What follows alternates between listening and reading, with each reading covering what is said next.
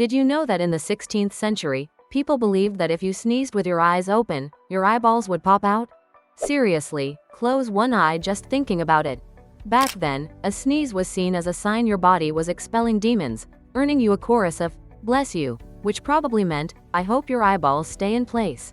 They even had little sneezing dances to protect themselves. Talk about a party trick gone wrong.